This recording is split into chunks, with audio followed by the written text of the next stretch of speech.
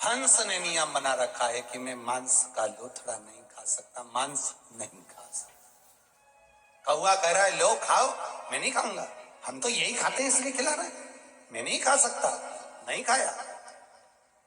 कौवा बात करने लगा, मांस का टुकड़ा नीचे गिरा, नीचे एक राजकुमार बैठा था, उसके ऊपर वो मांस जब गिरा उसको क्रोध आ गया, उसने धनुष उठाया, बाण चलाया, बाण चलाया तो कौवा तो भाग गया, हंस को लग गया, हंस नीचे गिर गया, हंस गिरा।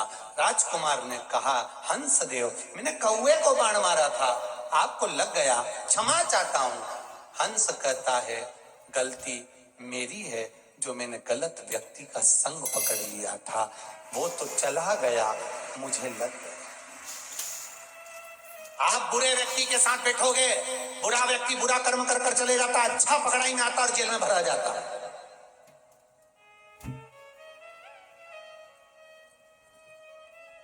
अच्छा व्यक्ति पकड़ाई में आता है और वो भरा जाता। बुरा गया, भाग गया।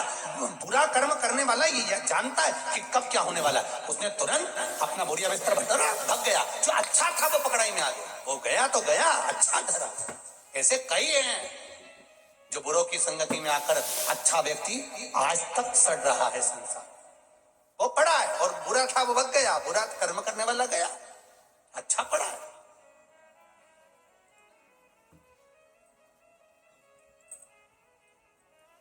मदिरा पीने वाले के साथ चाय भी पियोगे, उस दुकान में बैठकर, स्थान पर बैठकर तो लोग समझेंगे मदिरा पी रहा। जुआ खेलने वाले के साथ, जुआरी के साथ बैठोगे तो लगेगा कि ये भी जुआरी होगा। ये निश्चित है, निश्चितता।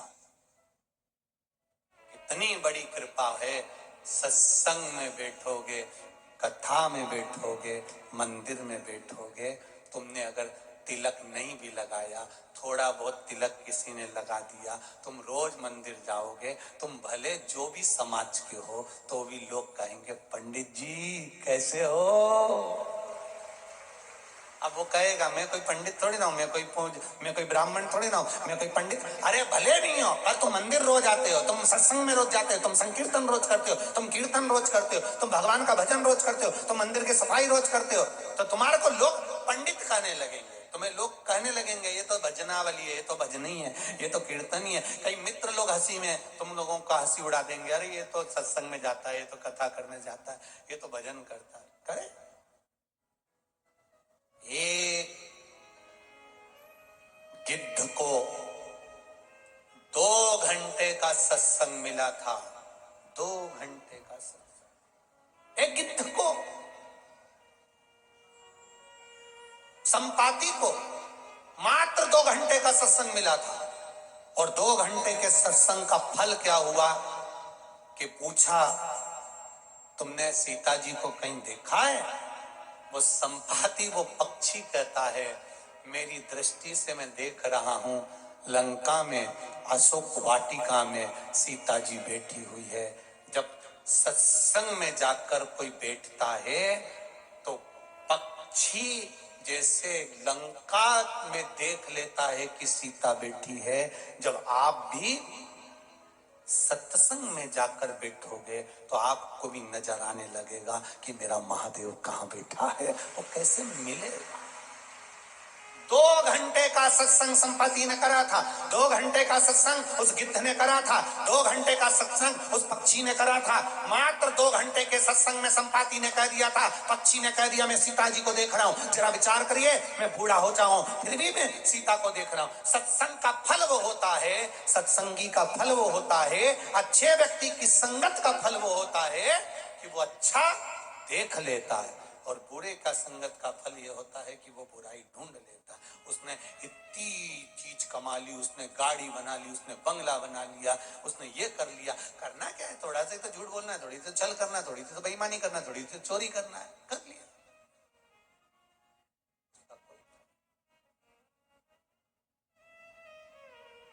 उसकी कोई महत्वता नहीं। महाराज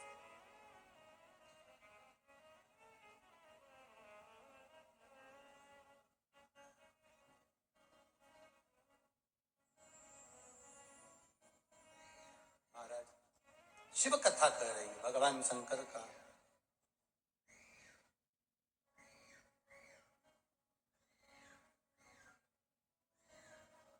किसी को राम, किसी को राम प्यारा है, किसी को श्याम प्यारा है, किसी को राम प्यारा है, किसी को श्याम प्यारा है, किसी को राम प्यारा है, किसी को श्याम प्यारा है, किसी को राम, किसी को श्याम, किसी को राम, किसी को श्याम, किसी को राम, किसी को श्याम, किसी को राम, किसी को श्याम, किसी को श्याम, किसी को राम प्यारा है, किसी को राम प्यारा है, किसी को श्याम प्यारा है, किसी को श्याम प्यारा है। मुझे उज्जैन वाला वो,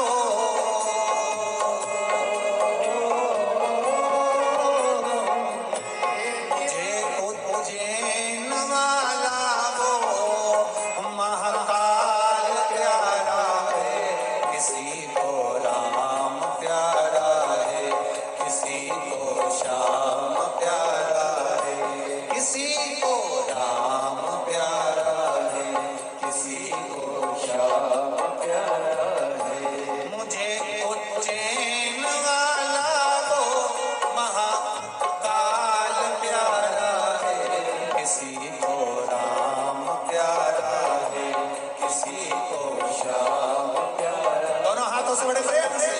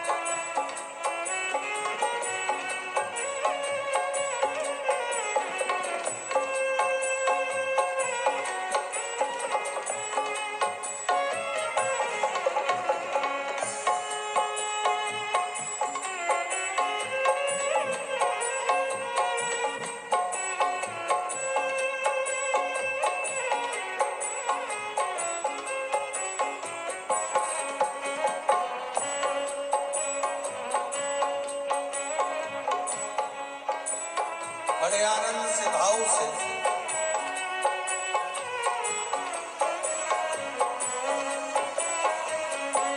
किसी को राम प्यारा है, किसी को श्याम प्यारा है, किसी को राम प्यारा है, किसी को श्याम प्यारा है।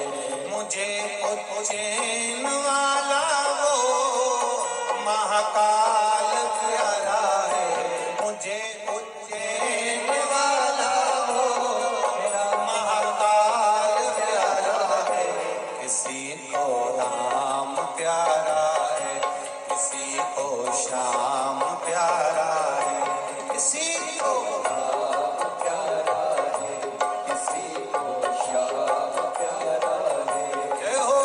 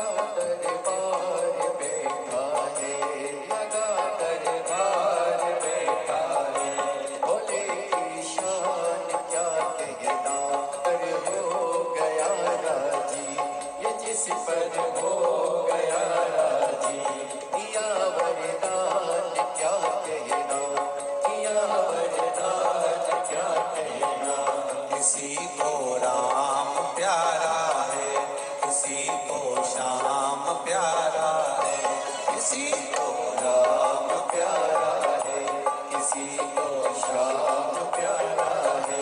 मुझे उज्जैन वाला वो महाकाल प्यारा है, मुझे उज्जैन वाला वो महाकाल प्यारा है। किसी को राम प्यारा है, किसी को श्याम प्यारा है, किसी को राम प्यारा है, किसी को श्याम प्यारा है। भाव से आनंद से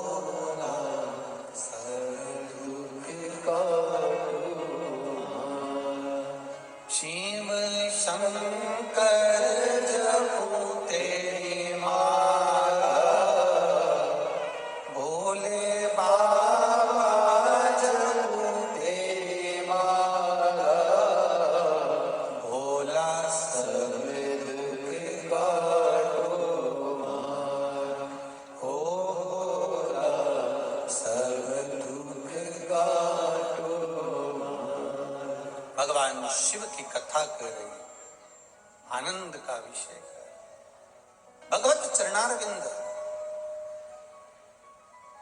एक माता जी ने पत्र लिखा है, उनको बहुत बहुत बधाई। 17 साल के बाद में उनके घर में बच्चे ने जन्म लिया है, आप सब उनको बधाई दें।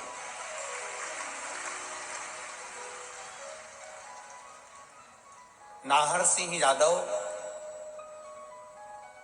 नौबास्ता नगर, कानपुर में रहती हूँ। कहीं बैठी हो तो हाथ हिलाइएगा, जहां कहीं भी बैठी हो, कहीं बैठी हो तो हाथ जरूर हिलाएं। दोनों हाथ इस तरह से हिला दीजिए तो उसको पहचान में आ जाए। कहीं बैठी हो तो जरूर हाथ हिलाइएगा। महाराज इधर हैं क्या?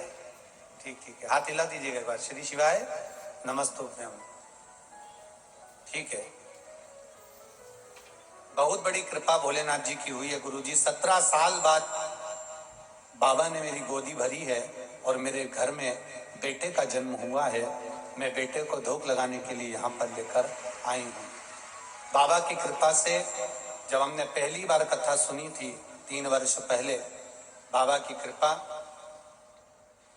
3 वर्ष पहले जब हमने कथा सुनी थी तब तक हमारे यहाँ बाबा की ऐसी कोई भाव हमारे हृदय चित्त में नहीं था। पर शिव जी की कृपा से अब मेरा बेटा, बाबा ने जो दिया है 3 साल का है और बाबा की कृपा से है, बाबा का दिया हुआ है। मैं यहाँ धूप लगाने के लिए आई हूँ। श्री शिवाय। आपको बहुत बहुत शिव कृपा ऐसी ही बनी रहे। आप भगवान शिव की उदारता करुणा, तेरी कृपा बिना न हिले एक भी, लेते हैं श्वास तेरी कृपा से। शिव कृपा उदार। शिव महापुराण की कथा कर रही है। महाराज, वृंदा और जलंधर का मंगल विवाह हो गया, पर वृंदा का जो सात्वित्व प्रबल था, उस प्रबल सात्वित्व के बल पर जलंधर बचता,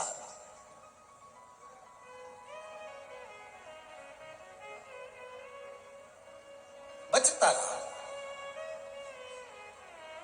आया समय,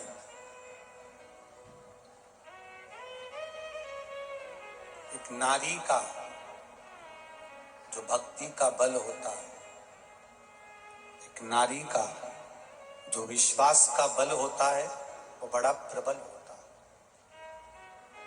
बड़ा प्रबल बल।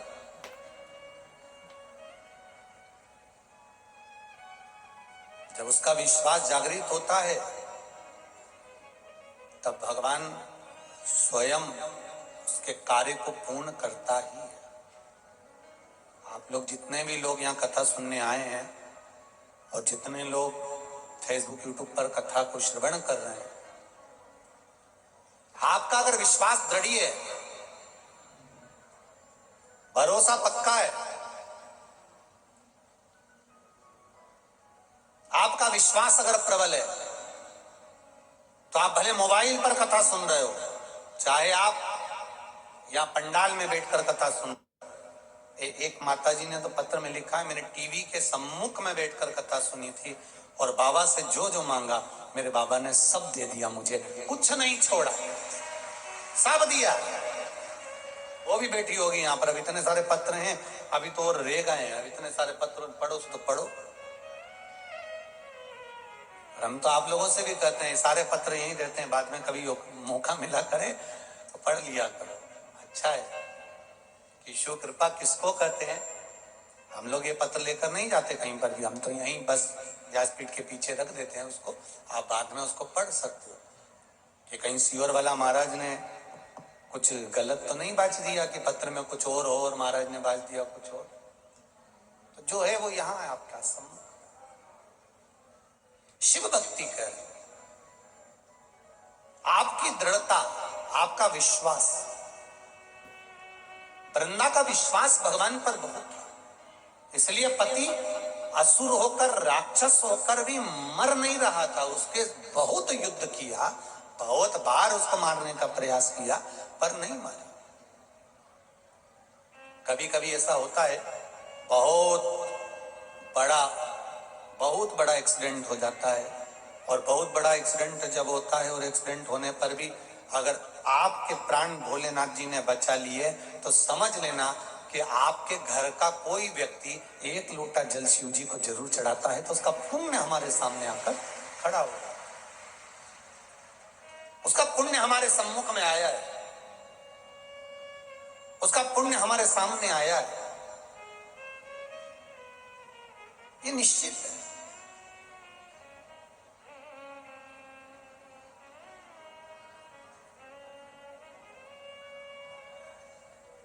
महाराज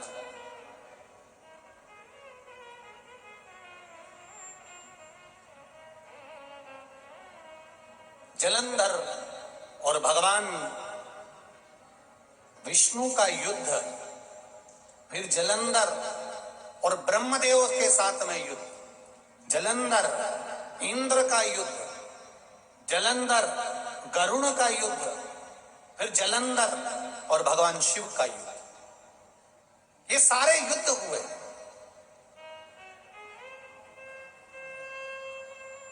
ऐसा कोई युद्ध वंचित नहीं रहा, सारे युद्ध हुए, पर आखिरी में जलंधर की विजय होती रही, जीतता रहा वो, जीतता रहा, क्योंकि वृंदा का सात्वित्व बड़ा प्रबल था, वृंदा का भजन, वृंदा का स्मरण, वृंदा का जो भगवान के प्रति भक्ति थी वो बड़ी प्रबल थी। उसने शादी भी एक शर्त पर करी थी कि मैं अपना भजन नहीं छोड़ूंगी, मैं अपना कीर्तन नहीं छोड़ूंगी, मैं अपना मंत्र जाप, अपना नाम जाप नहीं छोड़ूंगी, जपती रही। और हुआ आखिरी में भगवान विष्णु शिव जी से कहते हैं आखिर ये मरेगा कैसे। शंकर भगवान कहे इसको मारना कोई साधारण बात नहीं है, इसकी जो धर्म पत्नी है वो भगवान की भजन करने वाली है, और घर में, परिवार में, कुटुंब में, पूरे कुल में अगर एक भजन करने वाला है तो समझ लेना वो पूरे कुल को तार देता है, पूरे परिवार को तार देता है। एक भजन करने वाला यदि है पूरे कुल में, एक अगर भगवान की भक्ति करने वाला है तो उसने पूरे कुल को तार दिया, पूरे कुल। गंगा जी कौन कौन जाता है? जाते हो आप लोग? रखो रखो, गंगा जी जाओ तो एक इतनी बड़ी कील लेकर जाना है, और इतनी बड़ी कील लेकर जाना और पानी में डालना कि ये तैर जाएगी क्या? अरे बोलो तो जम के, नहीं तैरेगी। अब उस कील को अगर तुम्हें तैराना है, उस कील को पार लगाना है, तो वो कील लोहे की है, जंग भी लगा हुआ है, बहुत नुकेली भी है, वजन भी है, पर पानी में डालते से ही वो नीचे डूब जाती है, वो पार नहीं होती। उस कील को पार करने का तरीका एक ही है कि इस कील को एक लकड़ी में ठोक दो, लकड़ी में ठोक दिया तो कील पार उतर जाएगा, निश्चित। ये शरीर भी एक कील की तरह है, इसको भव सागर में ऐसे ही पटकोगे तो ये डूब जाएगा। इस शरीर को भव सागर से पार निकालना है तो इस कील को शिव महापुराण में ठोक दो। इसको पार उतरने का एक तरीका, ये कील पार उतर सकता है, ये शरीर भव सागर से पार हो सकता है, निश्चित है। बस इसको भजन में, कीर्तन में, स्मरण में, मंत्र जाप में, भगवान की अविरल भक्ति में इसको लगाना पड़ेगा, इसको डुबाना पड़ेगा, तब जाकर ये पार उतरेगा। ये शरीर तब पार हो सकता है। पकड़ लो हाथ गिरधारी, नहीं तो डूब जाए, पकड़ लो हाथ त्रिपुरारी, नहीं तो डूब जाए, हमारा कुछ न बिगड़ेगा, तुम्हारी शान जाए। शिव पुराण कहती है स्वयं हंसो मना नहीं है, स्वयं मुस्कुराओ मना नहीं है, स्वयं प्रसन्न रहो मना नहीं है, स्वयं हंसो मना नहीं है। और शिव पुराण कहती है ऐसा कोई कर्म मत कर देना कि दुनिया तुम पर हंसे, इसलिए सत्कर्म की ओर बढ़ते रहना। स्वयं हंसोगे चल जाएगा, स्वयं भजन करिए, स्वयं कीर्तन करिए, स्वयं मंत्र जाप करिए। कैसे मरेगा ये जलंधर? कहा वृंदा का सातित्व डिगा दिया जाए। जब किसी नारी के सातित्व को डिगाया जाता है, जब किसी नारी के सातित्व को डिगा दिया जाता है, तब उसके पति को समाप्त करने में देरी नहीं लगती, मार दिया जा सकता।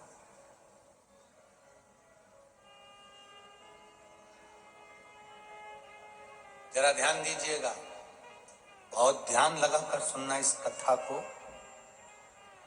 नारी के सातित्व को डिगा दो तो इसका पति मर जाएगा। शिव पुराण कह रही है जलंधर मर जाएगा।